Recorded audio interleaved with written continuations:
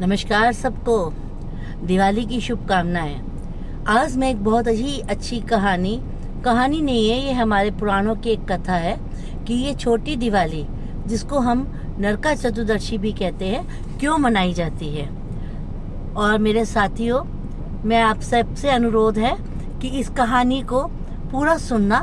कथा को कहते हैं पौराणिक कथाओं को, जो हमारे भगवान की कथाएं होती हैं, उनको आधा अधूरा नहीं सुनना चाहिए। और यदि मेरी कहानी आप सबको अच्छी लगे, मेरी मेहनत अच्छी लगे, तो मेरे चैनल को भी प्लीज़ सब्सक्राइब करना।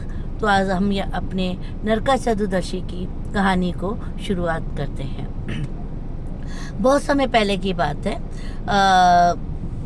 एक जहाँ पर हमारा अब असम राज्य है, वहाँ पर प्रयाग ज्योतिषपुर नाम की एक नगरी थी। और उस नगरी के अंदर आज के दिन, कार्तिक चतुर्दशी के दिन, एक बहुत ही भयानक असुर की, जो बहुत ही ज़्यादा शक्तिशाली और महाबली था, का जन्म हुआ था। और ये बच्चा जो था, ये असुर जो था, माता पृथ्वी और हमारे प्रभु भगवान विष्णु जी की संतान था। इसके पीछे भी एक कथा है कि जब हिरण्याक्ष नामक असुर हमारी धरती माता को समुद्र में चुरा के ले गया था, तब भगवान विष्णु ने धरती माता को निकाला था, उनको मुक्त कराया था। तब धरती माता ने उनसे विनती करी कि हे प्रभु, आपने मुझे बचाया है, तो आपका अंश मेरे गर्भ से अवश्य पैदा हो। प्रभु ने कहा तथास्तु। और तब आज के दिन, छोटी दिवाली या नरका चतुर्दशी के दिन, ये नरकासुर का जन्म हुआ। कुछ कोई गलती हो तो थोड़ा क्षमा कर देना। नया YouTube चैनल है, पर आप लोगों का भरपूर प्यार मिल रहा है। जैसे जैसे नरकासुर बड़े हुए, वैसे वैसे वो बहुत ही महाबली पराक्रमी होते गए। और जब वो जवान हो गए, युवा अवस्था में, तो उन्होंने भोले बाबा भगवान शिव जी की प्रार्थना और तपस्या, बहुत घोर तपस्या करी, बड़ी कठिन तपस्या करी। उनकी कठिन तपस्या से खुश होकर भगवान भोले बाबा ने, शिव बाबा ने नरकासुर को अपना दर्शन दिए और बोले, बस मांगो, क्या मांगते हो। तब उन्होंने कहा कि हे प्रभु, मुझे अमर कर दीजिए। प्रभु बोले, ये तो प्रकृति के खिलाफ है, मैं ऐसा नहीं कर सकता।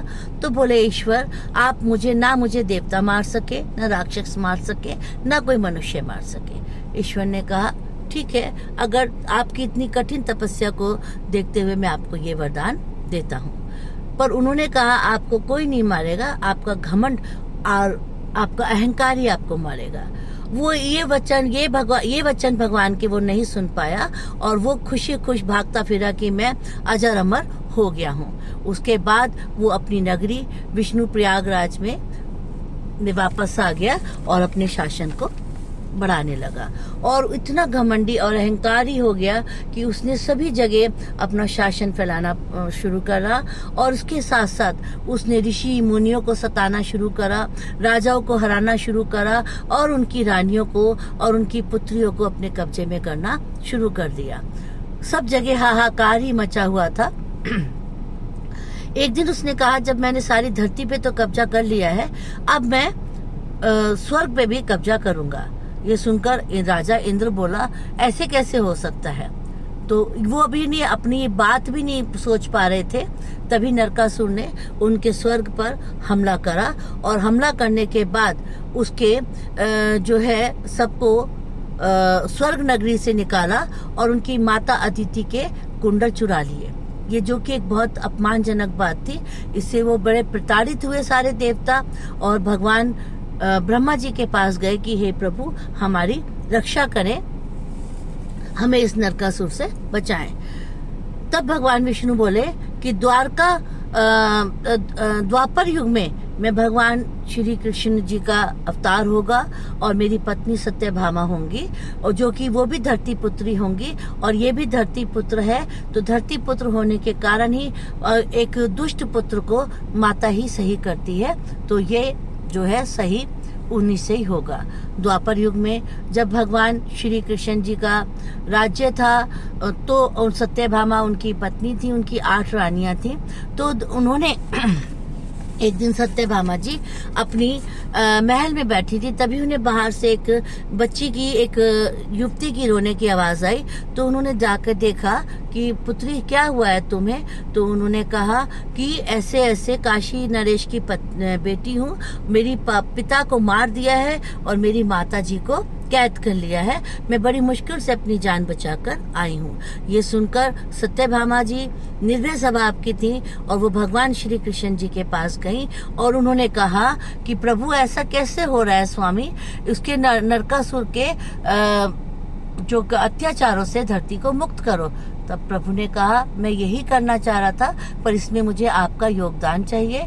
और वो अपना जो है दल बल के साथ प्रभु चल दिए, गरुड़ पर बैठे और नरकासुर की नगरी में पहुंचे।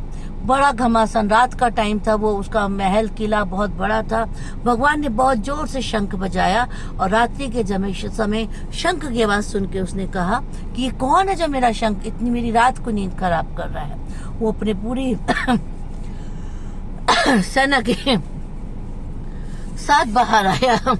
तब उसके सैनिकों ने कहा कि प्रभु ये श्री कृष्ण है और द्वारका के राजा है, ये आपसे युद्ध करने के आए हैं। तो उसने कहा मैं तो खुद इससे युद्ध करना चाह रहा था।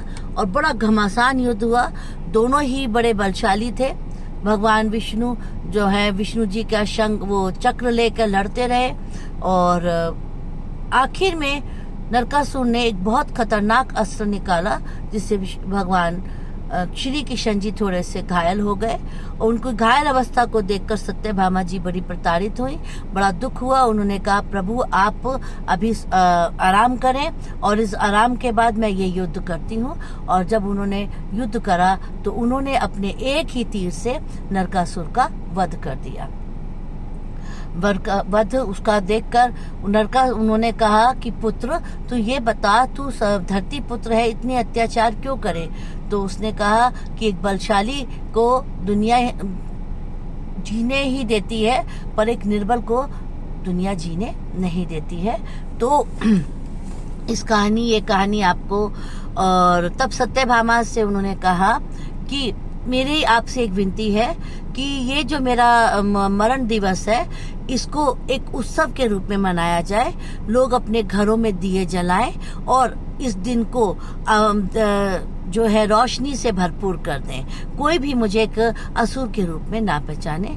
तब माता सत्यभामा ने और प्रभु श्री कृष्ण ने उनको तथास्तु कहा और तब से ये दिन नरका चतुर्दशी के रूप में मनाया जाने लगा और इसको छोटी दिवाली के रूप में मनाया जाता है। तो मेरे साथियों, आपको ये कथा कैसी लगी?